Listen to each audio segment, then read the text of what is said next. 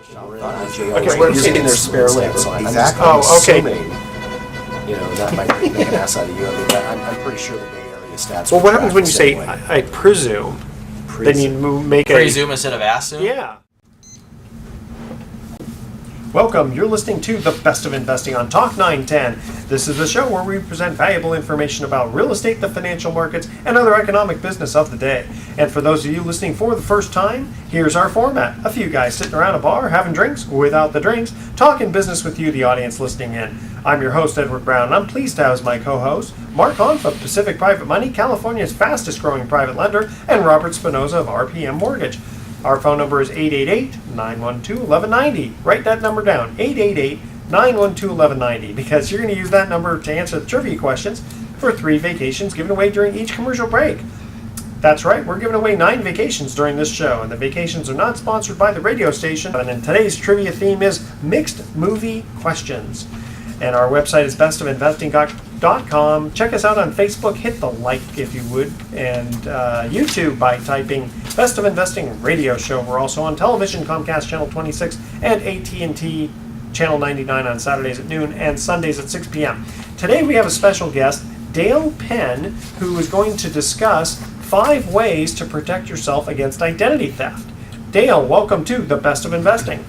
Great to be with you, Edward. Thanks for having me. Okay, great. You know what? Let's get right into it because I know that with identity theft going around, there's all kinds of secrets, tricks, and techniques that you can share with us.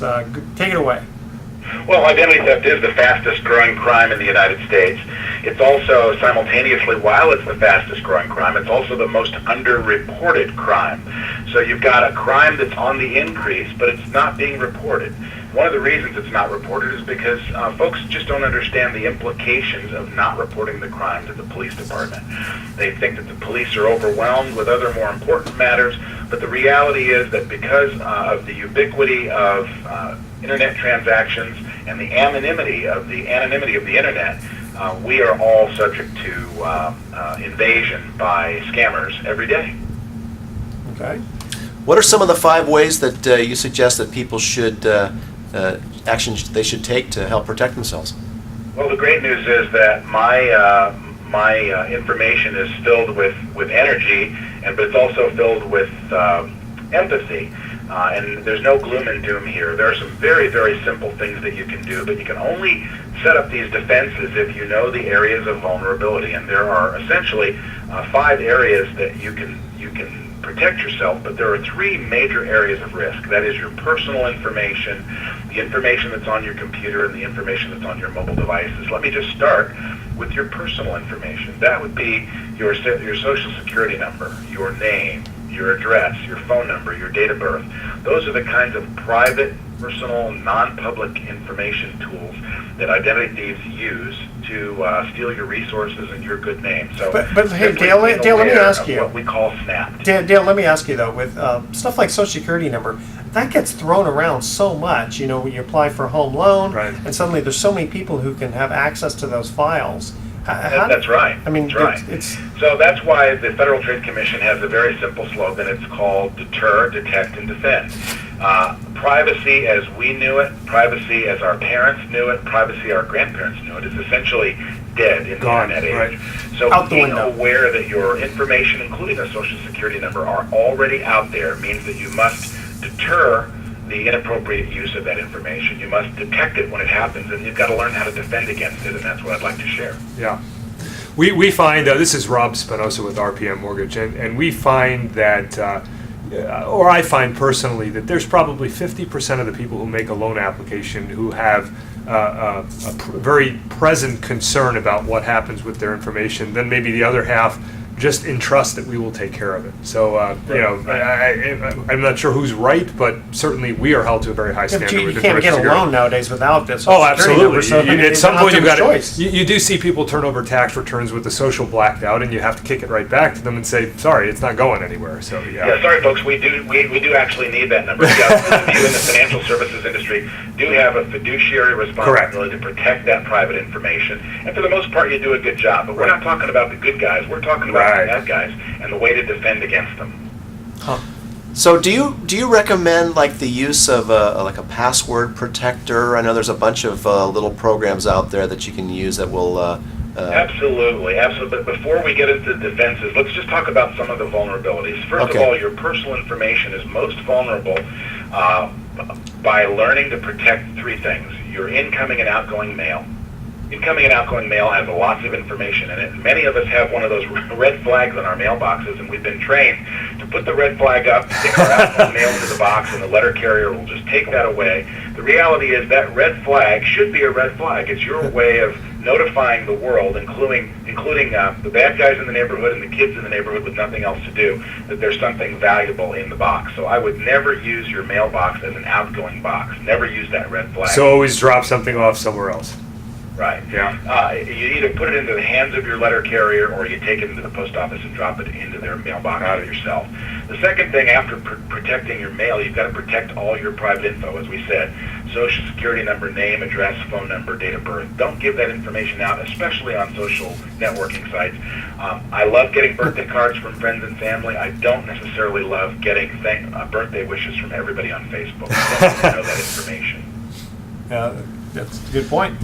Yeah. The third thing is your payment tools, and we all have them. Basically, three different types: your credit cards, debit cards, and your checkbook. Right. Those payment tools need to be protected, can be protected, but they're extremely vulnerable. My personal story is that my wife and I were victims of a check scam artist, very similar to the one in Leonardo DiCaprio's film Catch Me If You Can. He got our checking account number, wreaked havoc upon our good name, racked up thousands and thousands of dollars in credit. It took me over 2 years and hundreds of hours to recover my good name as a result of our check scammer. And it was simply because someone got a hold of our checking account number and used it improperly. That's so easy because all you have to do is write a check to somebody. Right. It's the same thing when you go to a restaurant, you give a credit card. How do you know they're not taking the credit card, just copying all the information front and back? Exactly. So my point earlier, which is that privacy, as our parents and grandparents knew it, is dead, is true. So there's some very simple things you can do to deter the use of your information, to detect it when it happens, and defend against it should you find yourself a victim. Dale, I thought you were going to say that the point of it was that the thief was spending less than your wife, so you didn't report it. That's right. There's that joke going around. Okay, you know what? We're going to cut to a quick commercial break. We have Dale Penn on the phone, who's an expert in identity theft. He's going to give us some more tools. And when we cut, here's the first commercial break. And again, the theme is mixed movie questions. In the movie Rain Man, Dustin Hoffman states that there is only one airline that has never had a crash. Which airline did he mention? And don't touch that dial because we're going to be right back at The Best of Investing. Welcome back to The Best of Investing. I'm Edward Brown, your host, along with Mark Hanf of Pacific Private Money and Robert Spinoza of RPM Mortgage. When we cut to the first commercial break, we asked this trivia question. In the movie Rain Man, Dustin Hoffman states that there is only one airline that has never had a crash. Which airline did he mention? Qantas. Qantas. That is correct. Very good. I didn't know you were going to get that one. Yeah, Qantas. Never had a crash. Don't remember. Qantas never had a crash. Okay, we're in the studio on the phone with Dale Penn, who's an expert in identity theft. Dale, I wanted to move on to something else that you're going to give us information about. Why would we need to be wary of registry cleaners and other utility software, other than the guy I hear from India call me up and say, hey, I want to fix your computer? Yeah, because most of that software is laden with malware, and sometimes it comes in the form of what we call scareware. That is, you'll get an email or you'll get some sort of notification, a phone call, sometimes even snail mail, saying that they can offer to help provide you the protection that you need from all of these scary viruses out there if you simply download their cleaner, their solution, their registry solution. And the fact is that malware and scareware reside in most of those solutions. So if you don't initiate the phone call, and if you're using a company that you've never heard of before, chances are you are downloading malware that is going to infect your computer sooner or later. The good news is everyone who has a computer and a mobile device should have the latest antivirus software to pick it up. And those definitions are updated daily, hundreds of thousands of them every single day. If you're constantly updating your system, then you're going to be able to eliminate the chance of being infected by malware or scareware. Which what programs do you like the best? Well, all of the commercial programs that we all know, I don't get paid to endorse any of them, but I will just tell you that if you're a Microsoft customer, Microsoft has a product that is absolutely free. I use it on my computer. It's called Microsoft Security Essentials. There's a similar product for Macs, but the Microsoft Security Essentials is just as good as a product that you pay lots of big bucks for, and it updates itself daily and keeps your computer clean. You can also use the same type of software to protect your mobile devices, your iPad, your iPhone, your Android devices. So any device that you have should be updated with antivirus software that is self-generating. I always thought that some of those... You go to sleep at night, it updates while you're asleep. I always thought some of those bigger companies actually created the viruses in order to fix them, you know? It's like paying the bully not to beat you up. Yeah, they do benefit from all of the criminal activity out there, but the reality is that they do the best job, and they have the most to lose if their solutions, especially their commercial solutions for their big corporate clients, don't work. Interesting. My best resource, by the way, is for everyone to run, don't walk, run to annualcreditreport.com. Yeah, we're a big promoter. Creditreport.com is federally mandated, federally monitored. It's the only website that's not trying to secretly sell you something, where every consumer can get a free, thorough copy of all three of their credit bureaus from the three big credit aggregators. Once a year, right? Yeah, once a year. But just a word to what we recommend is, and I recommend this in my book, Identity Top Secrets, we recommend that you go there, but you only download one. Right. And you do it every 3 or 4. You stagger your requests throughout the year. That gives you year-round credit monitoring for free. What I was going to say, Dale, is that we often have people call and ask about that, and then they think that would supplant the credit score that we would run on their mortgage application. And I think if they look at that site carefully, they realize the two are not essentially, they're not identical. But that is a very, very helpful consumer tool for that purpose. It is, and it's also considered in our industry, it's considered a soft hit. Correct. It is, if you go to annualcreditreport.com, it does not show up as an inquiry. Correct. And that's the actual name, not free credit report. Those other ones right, good point, Erwin, good point. Yeah. It's actually called annual. Annualcreditreport.com. That's the only federally mandated, federally monitored site.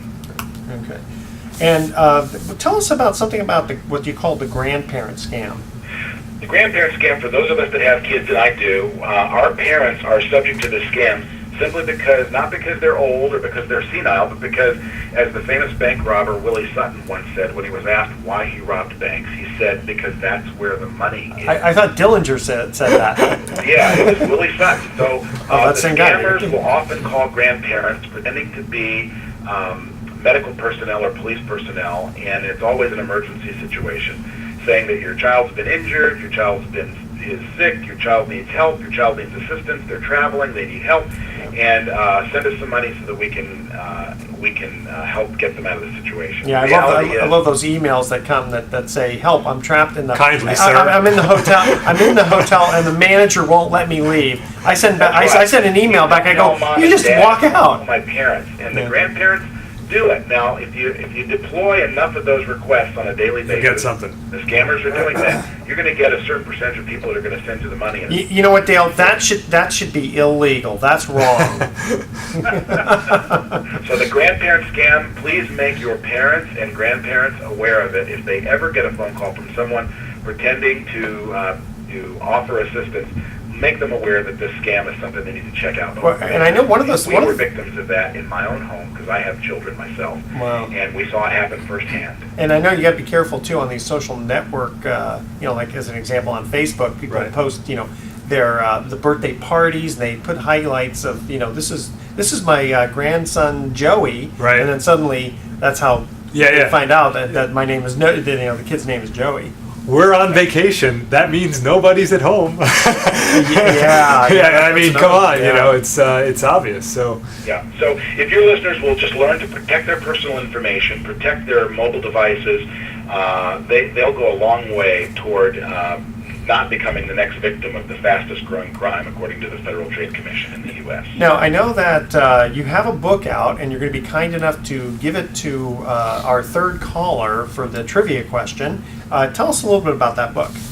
Identity Theft Secrets is a Barnes & Noble bestseller, and the reason it is because what I did was, when I was victimized, I went through a year-long process of trying to figure out how to recover. So I recorded every anecdote, every tip, every trick that I could learn to help people crawl out of that hole. And I put it in the book, and the book has been receiving rave reviews, and the sales are brisk, and I'd be happy to give one away to your third listener, your third caller. Very good. Thank you so much. In fact, I was the victim of identity theft, and it was only that we found out early enough because I got a call from Lowe's in Kentucky that someone was trying to get an application, and they noticed that the guy had a driver's license with my information. It was a California driver's license with a Kentucky address. Wow. And so I was fortunate enough to... I've been contacted by the credit card companies a couple of times who've caught behavior, and it's surprising, but it's welcomed for sure. Yeah, in fact, one of them I got just recently. It was like a large purchase from Fredericks of Hollywood in the back east in New York. Yeah. And I said, gosh, I hope my wife's doing that. But I called my wife, and she said, nah, I don't think so. And so, unfortunately, I had to get a new credit card. What a pain in the that's not Oh, fun. you're in good company. You know, Tiger Woods, Oprah Winfrey, Paris Hilton, Robert De Niro, Michael Jordan, Will Smith, Steven Spielberg, Warren Buffett. They've all been victims of identity theft. Well, here's the thing. If I put something that says Warren Buffett, I mean... It's got all the tips and tricks to help you not only prevent it, but tells you exactly what to do should you become a victim. Yeah, well, if I have if someone trying to do President Obama with the first name of President, you'd think that someone would catch that a little early. Okay, thank you so much, Dale, for joining us in the studio. What was the name of the martial arts expert with the deadly bowler hat in one of the James Bond movies? Call 888-912-1190. Make sure to include your name, your email address, speak slowly, spell out your email one letter at a time. Don't touch that dial because The Best of Investing will be right back. Welcome back to The Best of Investing. I'm Edward Brown, your host, along with Mark Hanf of Pacific Private Money and Robert Spinoza of RPM Mortgage. When we cut to the second commercial break, we asked this trivia question. What was the name of the martial arts expert with the deadly bowler hat in one of the James Bond movies? Anyone? I don't remember. Well, I have to give credit to Dale Penn, but Dale said odd job. You didn't know that? I didn't know. I didn't know. I think from Goldfinger, if I'm not mistaken. I had the one confused with the Austin Powers movie. So A parody or Right. spin-off of that, a spoof of that. Okay, here we go. Welcome, you're listening to The Best of Investing on Talk 910. This is the show where we present valuable information about real estate, the financial markets, and other economic business of the day. And for those of you listening for the first time, because we have a lot of new listeners, here's our format. A few guys, or gals in this case, sitting around a bar, having drinks without the drinks, talking business with you, the audience listening in. I'm your host, Edward Brown, and I'm pleased to have as my co-host, Mark Hanf of Pacific Private Money, California's fastest growing private lender. Robert Spinoza of RPM Mortgage, and we welcome back Catherine Harris, CPA of Parati & Karad. Our phone number is 888-912-1190. Write that number down, 888-912-1190, because you're going to use that number to answer the trivia questions for 3 vacations given away during each commercial break. You got it. We're giving away 9 vacations during this show. Today's trivia theme is colors. Be kind of fun? Yes. Okay. Chartreuse. Oh, okay. That was the answer to all the questions. Thanks a lot. Primary. You won all 9 vacations there, Robert. Okay, our website is bestofinvesting.com. Check us out on Facebook and hit the like page. And YouTube also by typing Best of Investing Radio Show. Also on Comcast, Channel 26 and AT&T UVerse 99 on Saturdays at noon and Sundays at 6 p.m. And I'm going to turn it right over to Mark because you've got some exciting news to tell us. Well, I don't know about exciting, but the media these days is all about records being broken, prices are up, and in this week's headlines was 30-year mortgage rates post the largest weekly increase since 1987. So we broke a 25-year record of weekly increases. Of course, it only had to go up at like 10 basis points to make a huge percentage increase. 823, Very but true. who's counting? Okay. Is that how much it was? Well, Rob, No, it where are can't we? be. Because this one says, this particular headline, which is now a few days old already, says fixed rate averages nearly 4.5% in the latest week on worries the Fed could soon Right. end the stimulus. Right. Yeah. Well, so what we saw specifically was, prior to May 1st, you were looking at 30-year fixed rates about 3.5% on a conforming loan. Yeah. And now, if you were to enter the market, that same product might vary between 4.5 and 4.75%, depending on the day. And last week was especially volatile, and the weeks leading up to it weren't too bad either. But when somebody cries fire in a crowded theater, rarely is the exit orderly and and people get out safely. Sure. So that's what we saw, and I do think that over time that will settle in, but certainly the increase was rapid and dramatic and caught a lot of people off guard. Yeah, the poor folks that were in escrow and needed to close and didn't have a locked rate. Yeah, I mean, that just can really upset. I mean, you could lose a deal, lose your deposit, and all kinds of. Yeah, this can happen. is the first sort of change we've seen in a long time. 2003, 2004, we saw a lot more volatility with the Fed statements, but Yeah. that kind of settled in. But what's hinging on this is far more macroeconomic. The stock market has been a big beneficiary of the Fed's policy as well. We can't forget that. And the policy has been in place for so long. So any talk of removing it or tapering it or anything like that has far-reaching implications. And when they all converged on the Fed's comments that one day, a lot of people were surprised by that. And the after effect of it ended up on our rate sheets. Well, I find it interesting that Bernanke has taken a lot of heat in some media outlets over the last couple of years for his loose money policies. Right. And now he goes and says what everyone expected him or should have expected him Right. to say. Ultimately, he says it, and the crowd goes wild. Right. And he's catching flack for it. And I'm seeing Right. cartoons and and political commentary about that. So.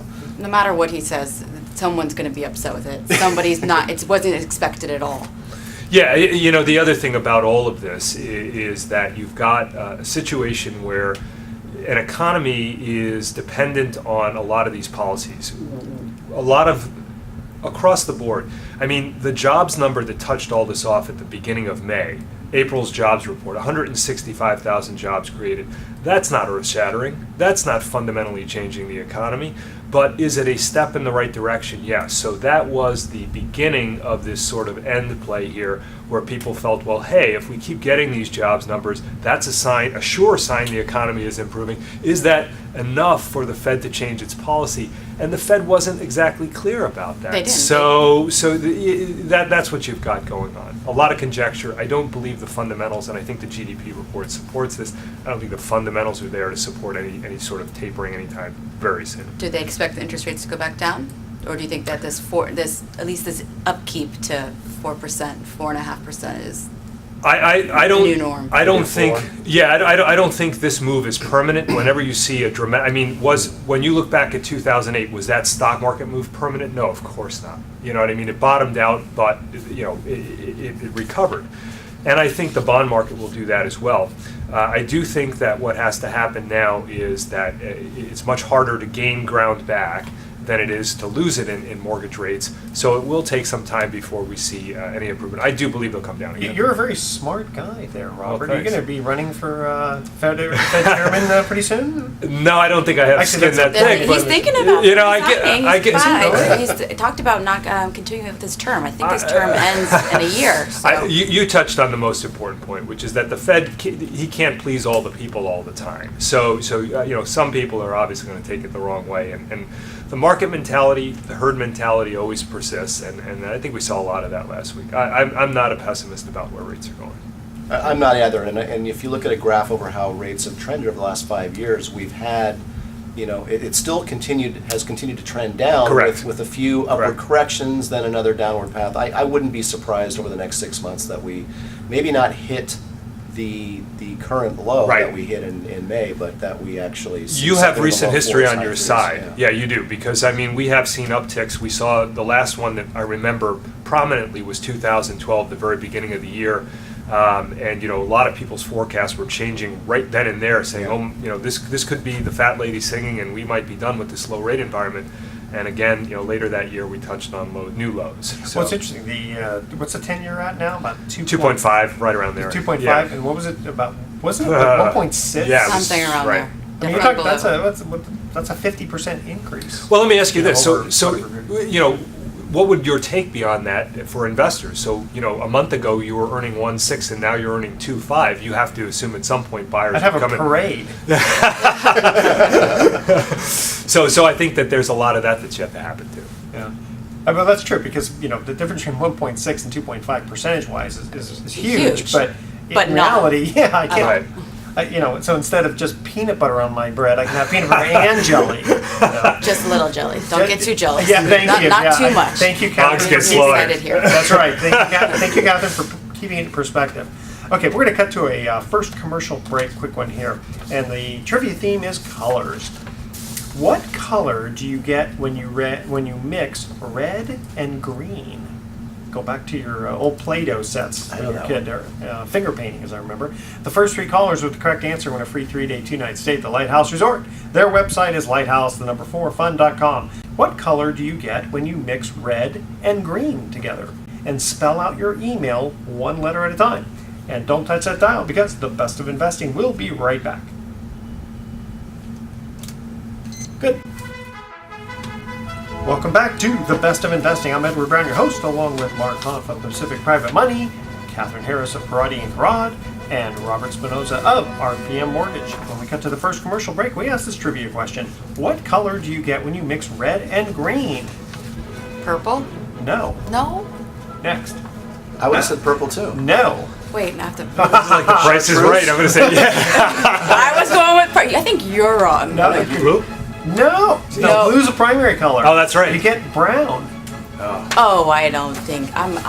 I think so. That's a financial question because green is money. Yeah. Red is when you're in the red. So you're in the you-know-what when you have Yeah. You're in the red. brown when Yeah. Exactly. Something like that, yeah. Okay. Best of investing, right? Well, maybe next time you will get the right answer. Taking you back to kindergarten class. Right. Best of investing. Apparently, we all need to go back. That's right. And remember, the answer wasn't chartreuse this Yeah. time. Okay, next one. Robert, go ahead. Yeah. You're going to continue on. Oh yeah, we were talking about the increase in rates, and so I think to put things in a little bit of perspective, I was doing a little bit of back of the napkin math before the radio show began, and what you would think would happen in something like this is you'd get a certain percentage of buyers or potential buyers who would say, okay, well, rates went up a percentage point, I'm out. I can't, it's too expensive anymore. Let's remember a few things. One is, even if we're at 4.5% on a 30-year fixed loan, we are at least 4 percentage points below the 40-year average on that same product, which hovers right in the mid-8s. Yeah, that's Okay? right. So going back Good to point. 1971, you're still well ahead of the game. You don't have history on your side if you're going to opt out because rates are too high.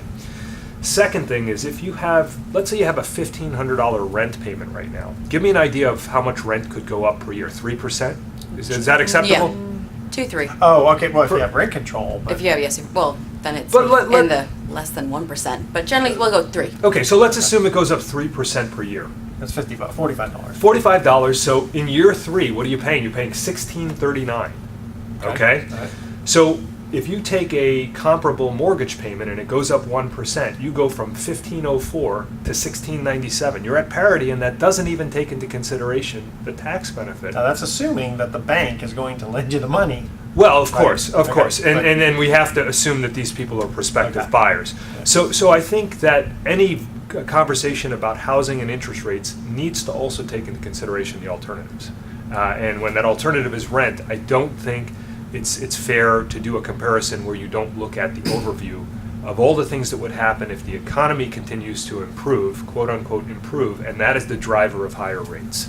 And then you also have the tax benefit, Right. right? Right. So I still think you're making a strong and convincing case for home ownership, if only based on rates alone and in a vacuum. But, we've But they did, I mean, that 1% interest rate has a substantial change when you're looking at a house that was $1 within million. reach. On a Yeah. $200,000 loan, it's $118 a month difference. Yes, If but that's on a $200,000 loan. Exactly. $2 million loan. And somebody Well- who's getting a $200,000 loan, Correct. that That may be $200 significant. can substantially. But we want to And put that again, in the bank perspective. may or may not, based on that, Right. Right.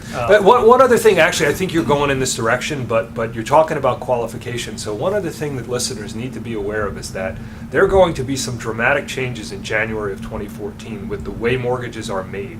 And the qualifying mortgage, the QM, which is being propagated by the CFPB and the Dodd-Frank bill and all that, are going to limit... Too many initials. Sorry. Okay, go ahead. What you need to know is that it's going to limit the debt to income ratio even further for even qualified buyers.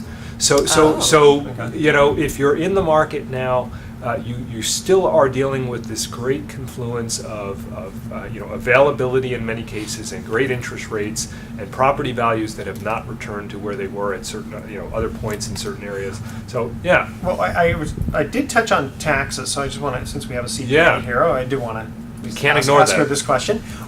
In your opinion, your professional opinion, and then none of us has the crystal ball. What do you think that Congress? You always say what is IRS, but the IRS is really It's Congress, right? What does Congress? They makes the can't rules? control much. Yeah, that's right. Besides Especially who- nowadays with all besides the who can parties be- and stuff they've been doing. And What do you think Congress will more likely than not do with regard to the home mortgage deduction?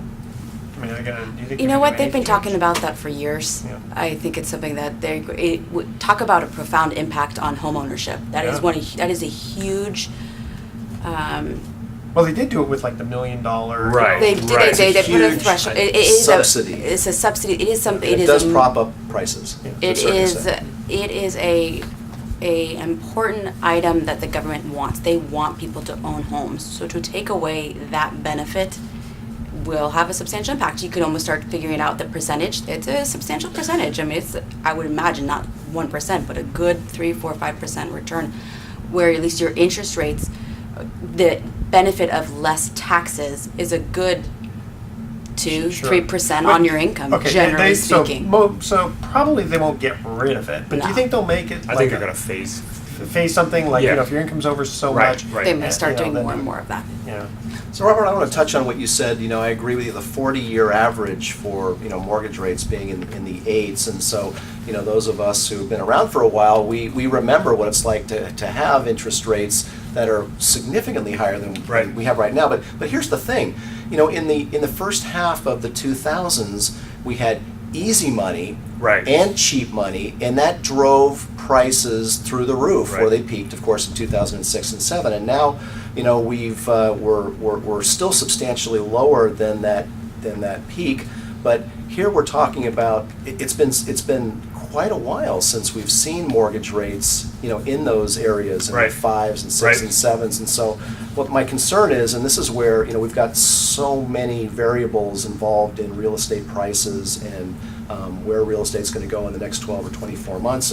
And here, certainly, increasing mortgage rates is absolutely going to have a dampening effect on the ability to increase prices, because prices, I think, for the large part, even though they're nowhere near in many markets where they were in 2006, is still at a price that, for a lot of people, they're not going to be able to afford. Inconsistent It's not with income. achievable. Inconsistent Yeah. with income Right. and with new underwriting guidelines. So You touched on a key element there, and that was the financial industry did a great job in the early 2000s of creating product to enable and facilitate the ever-increasing price increase. Yes. So you could get an interest-only loan, you could get a negatively amortizing loan, you could do all of You these could things. afford it. They made an instrument so they could They afford it. teased You could access it. You could not have maybe afford it, but Fair you could. credit, But you could yeah. access. Yes. So that's gone, and you're right, Mark, because those buyers and borrowers they're out of the pool already. Yeah. They've taken their towel and gone home. So what we're left with here is a discussion, I think, and I think every listener out there is probably thinking this about a bubble, where Yeah. what's going on with, and one thing you have to remember with when you're talking about a bubble is, it's driven almost, I'm not going to say entirely, but largely by psychology. And right now we've had this momentum here locally anyway, where Yeah. you've got prices increasing and you've got pent up demand and you've got low interest rates. Now we've finally had one element, one leg of that stool has been kind of kicked. And it will be interesting Yep. to see how the consumer, the potential buyer, views that. Well, in some cases, they may go, uh-oh, interest rates are going to go up so Correct. much, I better quickly. They want to do You will have a More rush in, multiple right? of But Right, if you've right. seen some of the articles lately, who's the people who are buying these properties? Who are they? They're Investors. mostly investors. Yeah, there are. I- Mark could speak to that. I've been looking at buying a house myself, and I go and, do you have 100% cash down? Right. No, I don't. Even if you have 120% cash, sometimes Yes, you can't buy it. exactly. Right. And also, what they may not point out is though our unemployment rate has been going down, it's the type of employment that people Yeah, are very good receiving point. and their compensation. That's a good point. People are not necessarily getting the compensation that they were receiving before the You know, recession. that's a very good point, because if you're a So- PhD making $100,000 a year and you've been unemployed for a while, and then suddenly the only job you can get is at Starbucks, suddenly you're back employed. You're on the right? roll. Yeah. Yeah. And you don't have to, Yeah. and you're counting Yeah. that. But even if you say you got another PhD job, but they're only going to pay you $80,000. Yeah, that's a- so that's a very good point. you're going to be entering into the market, but you're not going to be entering where you once Yeah. were. And then the market rates are going up, and this bubble, the prices are increasing. And again, it's usually, from my perception, it's got to be investors are pushing this Yeah. current bubble that's going To some on. degree, because- Very good. Okay, we're going to cut to a second commercial break. When we come back, we're going to get into email time. We've got a lot of very good emails for our hosts here. Or co-hosts, as they say. Okay, what color do you get when you mix red and blue?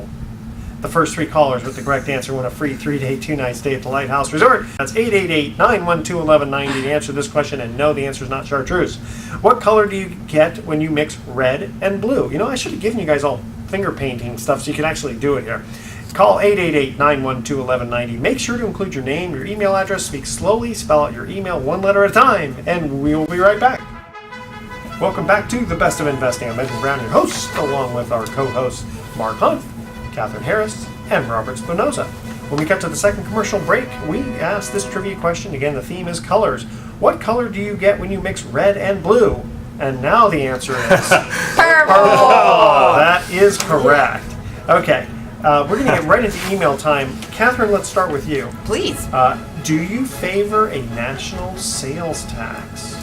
I'm open to it. Though I Okay. do think no matter what type of tax we have, whatever national tax we have, whether it's income tax, a consumption tax, there is going to be the conversation of fairness. Okay. I mean, like progressive or regressive Right. type? Yes, Okay. yes. And I'm definitely open to like a sales tax or a consumption tax where those people who utilize or choose to buy the $1 million home or buy the Lamborghini get to pay more for that, the Well, use of that. And you don't necessarily have to have the rate increase. I mean, if you have let's just make it simple, a 10% sales tax, and you buy a $100,000 car, you're paying $10,000. Right. People who are poor aren't going to afford a $100,000 Lamborghini, so they're not going to, have to pay that kind of tax. Correct. I'm open to it. The problem with discussions of a national sales tax or a flat tax is that the people that are behind that and that are running for office are usually unelectable. Number one, Yes. The Green Steve Party. Forbes of the world, and then secondly, we all know that tax policy is a political weapon. Right. That's all it is at the end of the day. And if the country is run by Congress, they're not going to give up that power. Right. Well, here's the other thing: is that does it hurt the economy because people then are going to be less likely to spend versus when they used to have in the old days before all of you were born and I was the old man here. Of course, Mark's a month older than I, so I don't have to say So that when anymore. you two are there. Yeah, it was when they had the investment tax credit. And so they gave an incentive for purchasing equipment. Oh, I see. So, there were a lot of companies that went out there and spent lots of money to buy equipment that helped the economy. Right. And so if you take away that kind of incentive, i.e. a national sales tax, where's the incentive? Well, for that people to discussion spend? comes up on a lot of this, and Mark, I think you touched on that too. Is that tax, in addition to being a political weapon, it's also a way to influence behavior. Well, It's the absolutely. policy. So They you can control. right. So I think you bring up a great point, Edward. Is how do you get tax policy to represent what you'd like to do to Right, improve the benefit of influencing the country. consumer behavior, Right. public behavior, Right. public good, green Right. policy. Right. Exactly. There's It's a lot just of things you it's can do well with that kind of policy. It's a tool that they have Yeah. in their. Now Toolbox. Europe has Yes, a, yeah. correct me if I'm wrong, Europe has income tax as well as a sales tax, correct? I think Well, they're very socialist, so. Yeah, it's- Their income tax is very low. What they have Oh. substantially is an estate tax. Oh. Their estate tax, when you pass away, that's when they get you. I believe that is So don't die, substantial. Joe. Well, that doesn't Yes. bother me all that much. Yeah, Yeah, not exactly. dead by At some then. point, when you're dead, you're like, You gotta work for fine. your Fine. food. You know? You work Yes. for your food, yeah. Well, but off air, Catherine, you were saying that one of the incentives, though, is that people will have a higher paycheck because there wouldn't be income taxes Oh, good taken point, out. yeah. Exactly. So where people would be not interested in buying products, be consumers, because the purchase price would be higher, they also would have more income in their pockets because they're not paying for some individuals. But they make that I can't remember what the percentage is. I believe they say more than 50% of the citizens of our country do not pay income taxes. Yeah, right. So to them, they will have a negative impact immediately, that's a even good if point, they're yeah. going to buy. Yeah.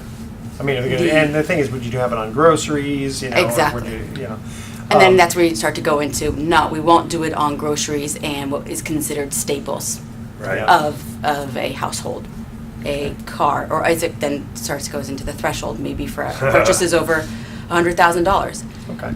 Well, That becomes a political hot potato all over again. Yeah. Exactly. well, they've been talking about abolishing the IRS for many, many years now. If only. If only. Forever. I find that they now- can find other places to remove federal government agencies first before the IRS. I know, but after all of the scandal Yes. that's been going on, That would be a good topic for another show. H.L. It's, Mencken is famously quoted as saying, "For every complex problem, there's a simple solution, and it's wrong." That's a good point. Now, Catherine, you're quite a intelligent co-host, which is why we have you on.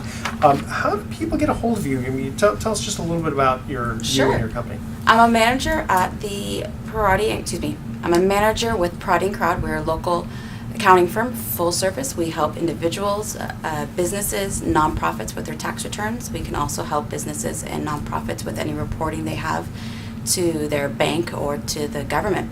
And I can be reached at 415-461-8500. Okay, very good. And Robert, we're going to ask you this question here. I was told that I can only have 4 mortgages and then things change. What's that all about? Okay. Very, very astute question. So the deal with that is, if you're buying a primary home, then that does not enter into the equation. So let's say you see a piece of property, you intend to live in it. If you own other properties and they have mortgages on them, that is not a limiter. That comes into play when you are buying an investment home. So if you own a property, you live in it, and you go to buy another investment property and you have other mortgages on them, then the Fannie Mae and Freddie Mac guidelines will limit your options with that. Many banks have overlays, some do not. For instance, RPM will finance between 5 and 10 investment properties. So it is possible. A lot of lenders have exited that game, though. They overlay that to the Fannie and Freddie guidelines, and they say no investment properties, no more investment properties once you go over 4. And the reason is because of the domino effect potential? Yeah, exactly. And the other thing about that is that if you own the investment property and it's free and clear, that obviously doesn't count, because when people build up a portfolio, you tend to see, some of those properties will be paid off, or the borrower, and I've done this for a number of borrowers, can potentially take all these rinky-dink $30,000, $70,000 smaller mortgages on all these properties, consolidate them into one. Oh, yeah. And now they're back in the game again on their investment. So that's how that works. Can be a little complicated. Some other investors have some other weird things where it's just properties owned, but by and large, that's what that's talking about. So, Robert, do you see the banks coming back into the investment property market in any significant way? Because, right now, one of the reasons why, my hard money lending brokerage is doing gangbusters is because banks, for the most part, aren't making many real estate investor type loans. But do you see that? Do you see that changing or coming back? Well, I think there's a few components to that. One is a lot of times if it's an investment and someone wants to grab it, the property might not be in condition to conventionally finance. It might be missing floors or need a lot of work, and it's not going to appraise. And appraisal regulation was also hit in the meltdown. It's much more stringent. So you're going to see those investors have to go look for an alternative source of financing. And then the second thing is that a lot of your borrowers are just going to find that it's it's not what they want to do when it comes to investment properties in terms of the rates and the differences on that. Okay, we are going to cut to our third and final commercial break, and don't touch that dial, audience, because when we get back, we have a very interesting email question from Mark about earning high rates of return, and want to touch on gold a little bit, how smacked down it got. Okay, here's our third and final trivia question. What color do you get when you mix yellow and blue? The first three callers with the correct answer are going to win a free 3-day, 2-night stay at the Lighthouse Resort. Their website is lighthouse4fun.com. Again, make sure to include your name, your email address, speak slowly, spell out your email one letter at a time. Don't touch that dial because we're going to be coming right back. Okay. Welcome back to The Best of Investing. I'm Edward Brown, your host, along with Mark Hunt of Pacific Private Money, Catherine Harris of Karate and Karad, and Robert Spinoza of RPM Mortgage. And when we cut to the third and final trivia question commercial break, we ask this question. What color do you get when you mix yellow and blue? Anybody? I know. Green. Green! That is correct. That's a chartreuse. Good job. There's your Chartreuse, That's right. That's there's I'll think of It another. does depend Are on we how out of much questions? green and how much That's right. yellow Well, you're that's putting true. in it. That is true. 'Cause It's you can have Holiday yellow, Inn's. green. Holiday Inn's color is chartreuse. Did you know that? No, Yeah. No. no, that's green. Yeah, isn't it weird green? Yeah. Not really.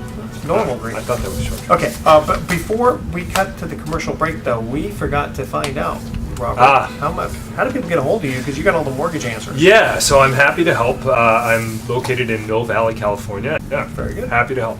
And also on the Best of Investing website. Also on the Best of Investing. Which yeah. reminds me, Catherine, we have to get you Yes. pictures and e-bios and all that stuff on the website. Get a Get mug all shot the- up there. On my to-do list. On your to-do list. Okay. Mark, here was the email we received for you. In today's ever-changing rate environment, can you still maintain an average of 8% return? This must be a listener who's listened before. Indeed. So my company is Pacific Private Money. We're based in Marin County. We're hard money lenders to real estate investors, also sometimes referred to today as a private money lender. It's the softer Yeah, name it's now. Yeah, because Kindler, gentler machine gun Kindler, hand. gentler Yes. lender, right? So anyway, so we make privately funded loans or hard money loans to real estate investors, mostly in the Bay Area. That's one of the Saw one in San Jose though recently. yeah, one of the characteristics of hard money is it tends to be local. In other words, we're using private capital from investors who live in the Bay Area, and they've grown attached to the fact that they can make very, very high yields on their savings by investing in notes that are secured by real estate. And so at Pacific Private Money, we do two types of investments. We have folks that directly invest in a note. Sometimes that's referred to as trust deed investing, and that's where your name actually goes on the loan and on the deed of trust and on the insurance policy and all that. And you make that loan. Of course, we underwrite it because we're a licensed California real estate broker. We collect the loan application, we do the background check and the credit, and collect all the financial information. We look at the property, we do the appraisal, we do all of that stuff, and we're regulated, so we have to provide loan disclosures. Our loans are like a bank loan, so Right. they're, in fact, the regulations are such that nowadays when you get a loan from a private money lender, if they're doing their job correctly, and we'd like to think we are, there's as many pieces of paper to sign on a hard money loan as there are on a bank loan when you buy a house. So it's regulated, and really the only difference between the loans we make and the loans that the banks make are that our money comes from private individuals. We don't go get it from the Fed window. Right. So, and one thing that's really interesting about private money / hard money over the last 10 years is there hasn't been volatility in the pricing. I mean, if anything, it's come down a little bit, Right. but 10 years ago, 12% was not an uncommon rate for a hard money loan. Today, you can still pay 12% on a hard money loan, depending on the situation. But it might be 11, it might Right. be 10, it might be 9. Nine, But it's yeah. not likely to be 8 or 7 or 6. It just, and the reason for that is that, private individuals. Are greedy. Well, They're taking the they're taking the risk. Oh, of And course. they're making a loan to a significant complete risk. stranger. Well, but not And- necessarily though. Because they're getting a mortgage-backed Backed, promissory note. Yes. And Correct. and the LTV is not going to be 99%. Right. It's going to be closer to what? 60, right? Yeah. Even then. 65, 70%. Yeah. Well, Edward, you bring up a good point. If I had a stable of investors that were willing to make their money available to me at 5 or 6% because Right. they thought that was a screaming yield, I could make, lower interest rate Yeah, privately sure. funded loans.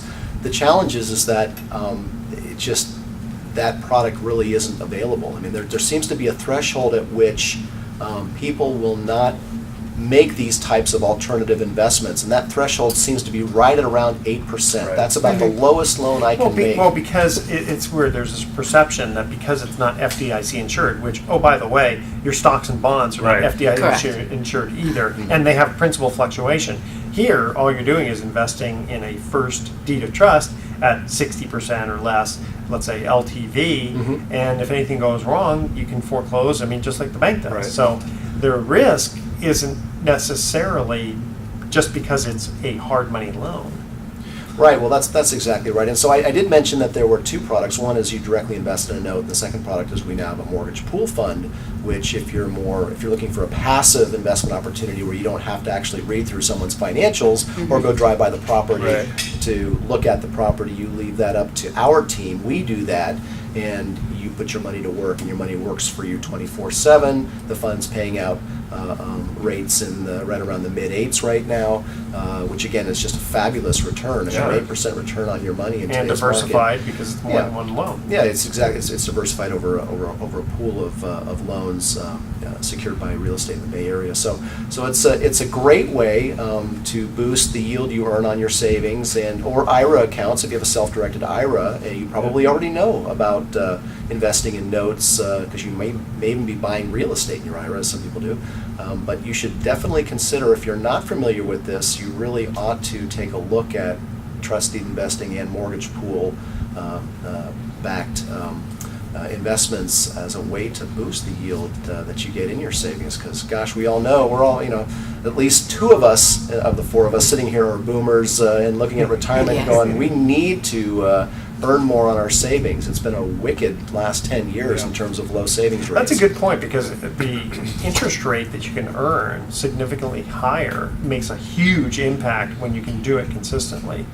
Right, Yeah. over Yeah. time, Years, that's yeah. right. If you can, and that's what's been great about investing in the private lending market is that over the last 5-10 years, it's been consistent. Now, of course, there were folks that were making loans. If you were investing in seconds when the market crashed, Yeah.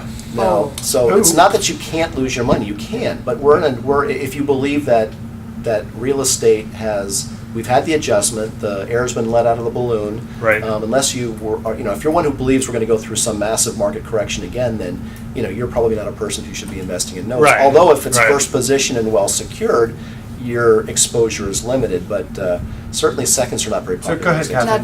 Now, do you guys provide some type of assurance to the investors? Do they get audited financial statements from you? Do you provide, obviously for the one product that you offer where they are the individual investor of one specific property, but for that second product where they The mortgage are pool the fund pool is an funds. annually audited product. So yeah, audited financial statements are a requirement of the fund. Wonderful. Yeah, it's a So that regulation of the provide, fund. people just need to be educated the difference between something that is government backed Yeah. or have the perception when you are in you said bonds aren't, and obviously stock are Sure. not, but they for Right. some reason have this perception that they are a Safer. more secure, More secure, yeah. investment. What they have to go through is very similar, if not the exact same, Yeah. that you have to go through. And actually, I bet you. Well, and I'd personally rather have money invested in real estate backed assets because, as Will Rogers said, they ain't going to be making any more. Right, right. Those are land specifically. yeah. But just in general, it's like someone has an investment property, and if you're a first mortgage and you're only at 60% Right. LTV, you're only going to lose your money if that property drops, in half. Substantially. Yeah. And so if that's the case, then we may have more problems than just that. Right. You're talking Armageddon at that point. In fact, it's funny because, for many, many years I did hard money loans. And the loans that I did, in some cases, and I didn't really honestly do this, but in some cases I was kind of like, I sure hope that the borrower doesn't pay me. Right. Because right. I want to foreclose. Yes. I'm gonna get smoking hot deals Right, here. right. And in fact, I actually did have to do a few foreclosures, and those were the best days Property- of my yeah. life. I mean, I still That have was a bonus. It was a bonus. It- I actually made more money by Yes. foreclosing than I did by them just paying the You're paying the note regular back. interest. And of course, I don't have one of those mustaches where I put people underneath the railroad tracks. I just was, I was a very nice lender, but sometimes things just happen. So They call that loan to own in Yeah. business, and I have That's some funny. clients who actually like that idea. Those scenarios. Those Yeah. scenarios, they They will actually actually approach lend with their that. money when they believe that they might end up foreclosing. Sure. And I've got a couple of clients that their entire portfolio of real estate they got by foreclosing. Now, that sounds a little Patiently wicked, waiting. and most of my clients are not like no, that. but they're not forcing the issue. It's They're just not- circumstances happen. Well, you know what's interesting about that when you talk about servicing rights on a mortgage and all of the Wall Street people that look at servicing rights, when you think about certain components that make servicing rights more or less desirable, you can very quickly get into those inverse scenarios because in a servicing environment, if you have a super high loan to value like they do on the HARP loans, Yeah. those people aren't going anywhere. So unless they default, they're not refinancing. So you've removed the two things Oh, that's a good that point. harm the servicing value, which are payoff, Yeah. i.e. refi, Yeah. or default. You've Interesting. taken one of them off the table. And before we cut out of here, I wanted to really quickly go over gold because it dropped to $1,220 an ounce. Ouch. And this one researcher guy says the fair market value should be closer to 800. And the interesting thing is that when you make comparisons, like back in the day of a Roman centurion, his annual salary was about the same as what a U.S. Army captain in relative Okay. terms. The annual pay is almost similar. A U.S. Army captain makes about $46,000 a year. The Roman soldier or centurion made about third of this, had around 39 ounces of gold annually. 39 ounces works out to be at $1,220 an ounce, $47,000. You know what's so funny about that is that Something. I heard an analogy about gold. Is they said in the 1920s, an ounce of gold would buy you a nice a suit. Same And- thing yeah, now. exactly. And same thing now. One quick thing too is that this research shows that gold is a good store of value over thousands of years. The problem is nobody lives quite that long. Okay, and let's see. We're going to cut out here. So here's our thoughts for the day. The optimist sees opportunity in every danger. The pessimist sees danger in every opportunity. Which one are you? I know the answer to that. And Winston Churchill said, if things seem under control, you're just... Oh, no, I'm sorry. That's what Winston Churchill said that. Okay. Now, this was said by someone different. If things seem under control, you're just not going fast enough. By Mario Andretti. Tune in next week to The Best in Investing. We're going to be giving away 9 more free vacations for answering trivia questions. Thanks for listening, audience. On behalf of our team, I'm Edward Brown. We're wishing you the best of investing. So long.